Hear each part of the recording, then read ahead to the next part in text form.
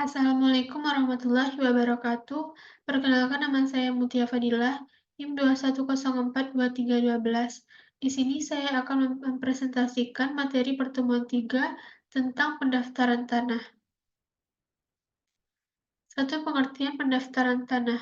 Pendaftaran tanah adalah serangkaian kegiatan yang dilakukan oleh pemerintah secara terus-menerus, berkesinambungan, dan teratur, meliputi pengumpulan, pengolahan, pembukuan, dan penyajian serta pemeliharaan data fisik dan data yuridis dalam bentuk peta dan daftar mengenai bidang-bidang tanah, ruang atas tanah, ruang bawah tanah, dan satuan-satuan rumah susun, termasuk pemberian surat tanda bukti haknya bagi bidang-bidang tanah, ruang atas tanah, ruang bawah tanah yang sudah ada haknya, dan hak milik atas satuan rumah susun serta hak-hak tertentu yang membebaninya.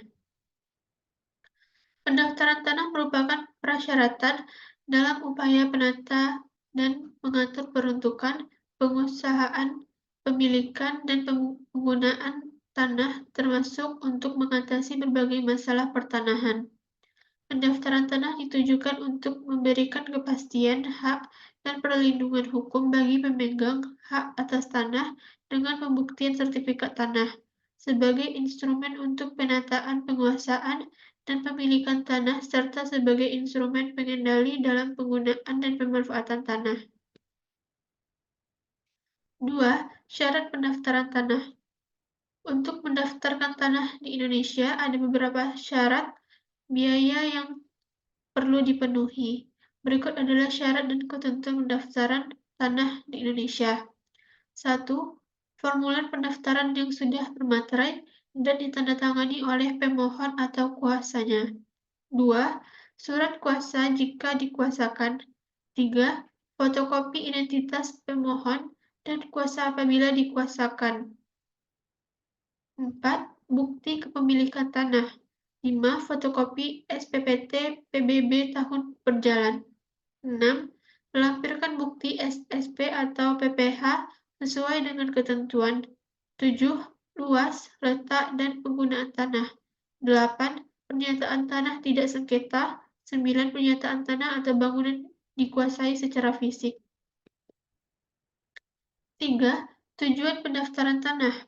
Berdasarkan Pasal 3 Peraturan Pemerintah Nomor 24 Tahun 1997 tentang pendaftaran tanah, tujuan pendaftaran tanah yaitu 1. Untuk memberikan kepastian hukum dan perlindungan hukum kepada pemegang hak atas suatu bidang tanah, satuan rumah susun hak-hak lain yang terdaftar agar dengan mudah dapat membuktikan dirinya sebagai pemegang hak yang bersangkutan. 2. Untuk menyediakan informasi kepada pihak-pihak yang berkepentingan, termasuk pemerintah, agar dengan mudah dapat memperoleh data yang diperlukan, dapat mengadakan hukum mengenai bidang-bidang tanah dan satuan-satuan rumah susun yang sudah tersusun. 3. Untuk terselenggaranya tertib administrasi pertanahan. Cara pendaftaran tanah. Kegiatan pendaftaran tanah dilaksanakan melalui dua cara. 1. Pendaftaran tanah secara sistematik.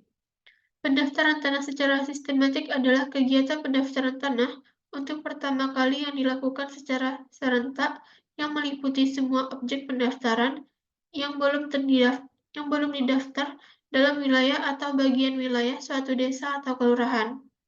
Pendaftaran tanah secara sistematik diselenggarakan atas prakarsa pemerintah berdasarkan pada suatu rencana kerja jangka panjang dan tahunan serta dilaksanakan di wilayah-wilayah yang ditetapkan oleh Menteri Negara Agraria atau Kepala Badan Pertanahan Nasional.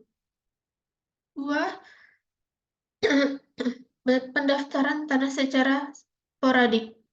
Pendaftaran tanah secara sporadik adalah kegiatan pendaftaran tanah untuk pertama kali mengenai satu atau beberapa objek pendaftaran tanah dalam wilayah suatu desa atau kelurahan secara individual atau massal.